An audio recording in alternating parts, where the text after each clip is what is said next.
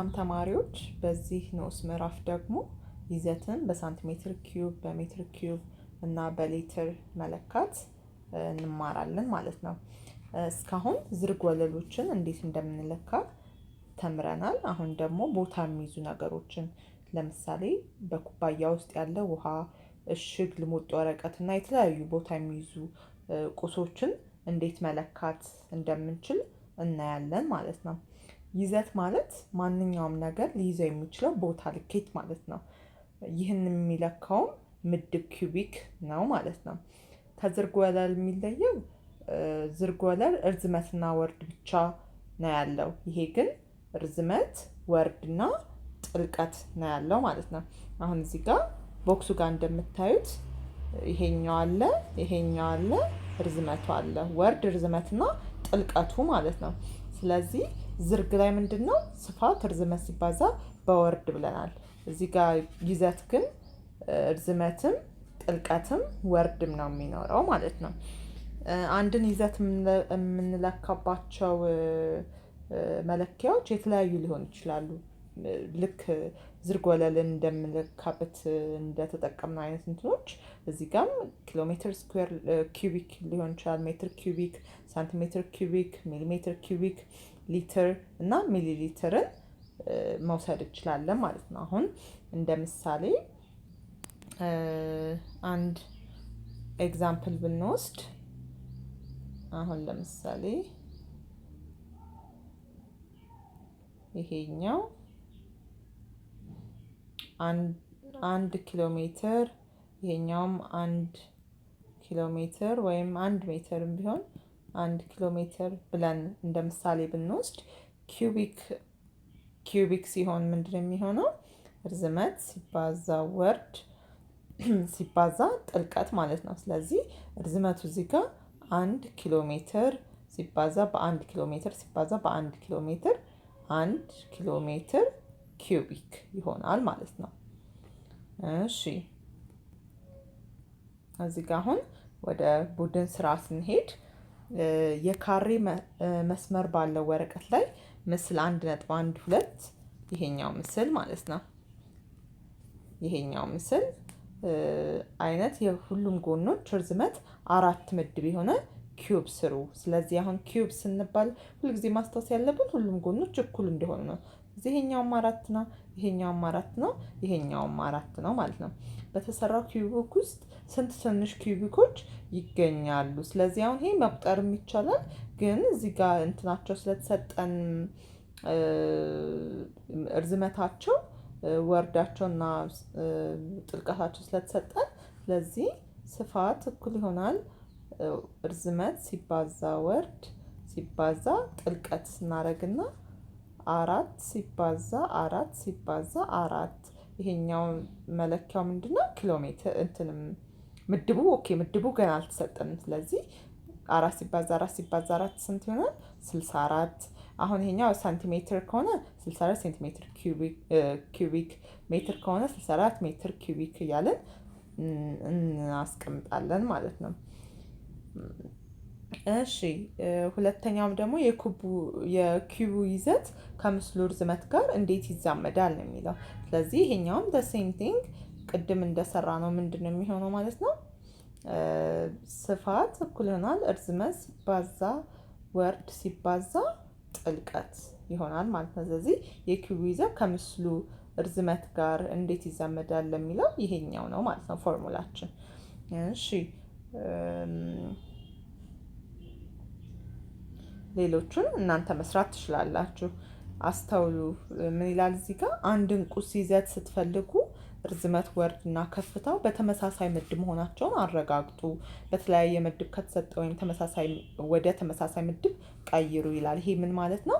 አሁን ለምሳሌ ርዝመቱ በሴንቲሜትር ኪዩቢክ ሆኖ ወርዱ በኪሎ ሜትር ኪዩቢክ፣ ከፍታው ወይም ጥልቀቱ ደግሞ በሜትር ኪዩቢክ ከሆነ ሶስቱንም ወይ ወደ ሴንቲሜትር ኪዩቢክ መለወጥ አለብን፣ ወይ ወደ ኪሎ ሜትር ወይ ወደ ሜትር ኪዩቢክ መለወጥ አለብን። ሶስቱም እኩል መሆን አለበት፣ መቀየር አለብን ማለት ነው። እሺ ሁለተኛው ደግሞ ማስተዋል ያለብን ነገር ምንድነው? ሬክታንግላዊ ፕሪዝም ወይም ሳጥን ባለ 6 ጠለላዊ ጎን ገጽና እርዝመት፣ ወርድ እና ከፍታ ያለው የጠጣር ምስል ነው። እዚህ ሬክታንግላዊ ወይም ፕሪዝም ወይም ሳጥን ቅድም እንዳልነው ከዝርግ ወለል የሚለየው ይሄኛው ከርዝመትና ከወርዱ በተጨማሪ ከፍታ ወይም ጥልቀት ይኖረዋል ማለት ነው። ስለዚህ ይዘት የምንለው የሶስቱ ጎኖች እርዝመት ብዜት ነው። ማለትም እርዝመት፣ ወርድና ከፍታ አንድ ላይ ሲሆን ማለት ነው። ኪዩብ ሌላው የፕሪዝም አይነት ሲሆን ሁሉም ጎኖች እኩል እርዝመት አላቸው፣ እንደ ካሬ ማለት ነው። በዛ ዝርግ ወለል ላይ ካሬ ብለን እንደተማርነው እዚህ ጋር ኪዩብ ደግሞ የሁሉም ጎኖቹ እኩል እርዝመት አላቸው ማለት ነው። ኪዩብ የጠጣር ምስሎችን ይዘት ለመለካት ምርጥ አሃድ ነው ይለናል ማለት ነው። እዚህ ጋር አሁን እዚህ ጋር ምስሉ ጋር ምንድነው ኪዩብ አለ። ምስል 1.15 ላይ ሬክታንግላዊ ፕሪዝም አለ። ሬክታንግላዊ ፕሪዝም ላይ ርዝመቱም ወርዱም ከፍታም የተለያየ እንትን ያላቸው፣ ርዝመቱም የተለያየ ነው። ወርዱም ኪዩቢክም አንድ አይነት ልኬት አይደለም የሚኖራቸው። ኪዩቢክ ላይ ግን ሶስቱም ርዝመቱም ወርዱም ጥልቀቱም አንድ አይነት ነው ማለት ነው። ስለዚህ ይሄ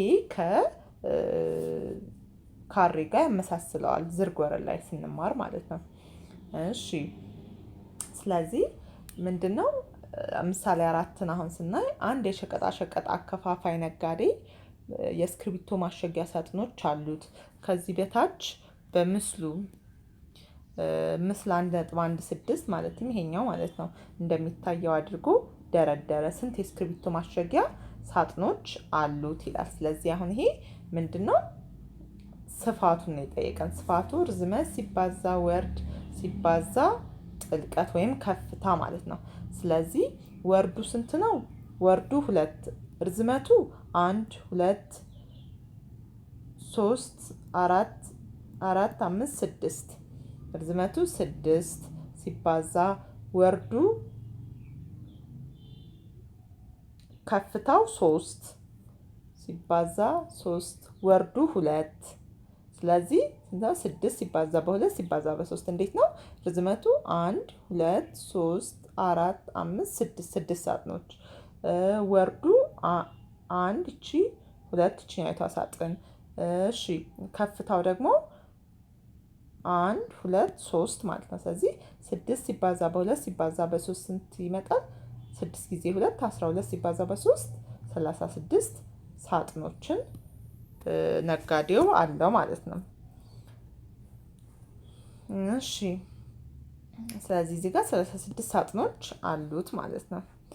እሺ ወደ መልመጃ 1ሀ ስንገባ ከዚህ በመቀጠል የተዘረዘሩት ነገሮች ጠጣር ወይም ፈሳሽ ወይም ሊለኩባቸው የሚችሉበት ምድብ አሃድ ጻፉ። ኪሎ ሜትር ኪዩቢክ ይሆናል፣ ሜትር ኪዩቢክ ይሆናል፣ ሳንቲሜትር ኪዩቢክ ይሆናል፣ ሚሊሜትር ኪዩቢክ ይሆናል እና የፈሳሽ ነገሮች ይዘት መለኪያ ደግሞ ሊትር እና ሚሊ ሊትር አሉ። አሁን ከዚህ በፊት ግን መልመጃውን ከመስራታችን በፊት ማወቅ ያለባችሁ ነገር ምንድነው ጠጣሮችን በምን አይነት አሃዳዊ ምድቦችን እንገልጻለን የሚለው ነው። ኪሎ ሜትር ኪዩቢክ፣ ሜትር ኪዩቢክ፣ ሴንቲሜትር እና ሚሊሜትር እነዚህ ጠጣሮች የምንገልጽበት ነው። ሊትር እና ሚሊ ሊትር ደግሞ ፈሳሾችን የምንገልጽበት ነው።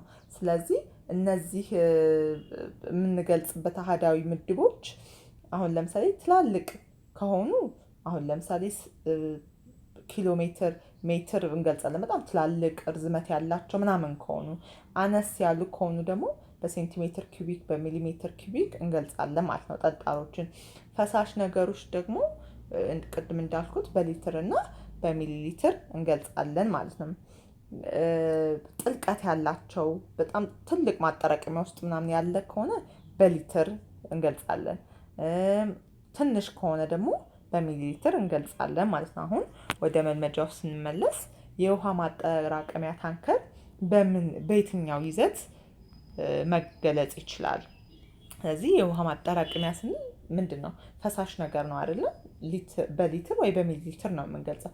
ግን የውሃ ማጠራቀሚያ ታንከር ነው ያለን። ስለዚህ ታንከር ትልቅ ነገር ነው። ስለዚህ ይሄንን በምን እንገልጸዋለን? በሊትር ማለት ነው። ወይም እንደዛ ካልሆነ ታንከሩን ራሱን በሜትር ኪዩቢክ መለካት እንችላለን። ካልሆነ ግን እንትኑን ፈሳሹን በሊትር መለካት እንችላለን። ስለ ሊትር እና ሜትር ኪዩቢክ ማለት ነው። የሳጥን ቅርጽ ያለው የምሳቃ ይዘት አሁን ምሳቃ ስንል በጣም ትንጥዬ ናት። ስለዚህ ምሳቃን በምንድን ነው? ጠጣር ነው።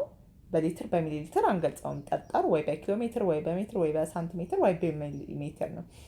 ሚሊሜትር እንዳንል በጣም ሚሊሜትር ደግሞ ለሚሊሜትር እቃው ተለቅ ይላል። ስለዚህ በሴንቲሜትር ኪዩቢክ እንገልጻለን ማለት ነው።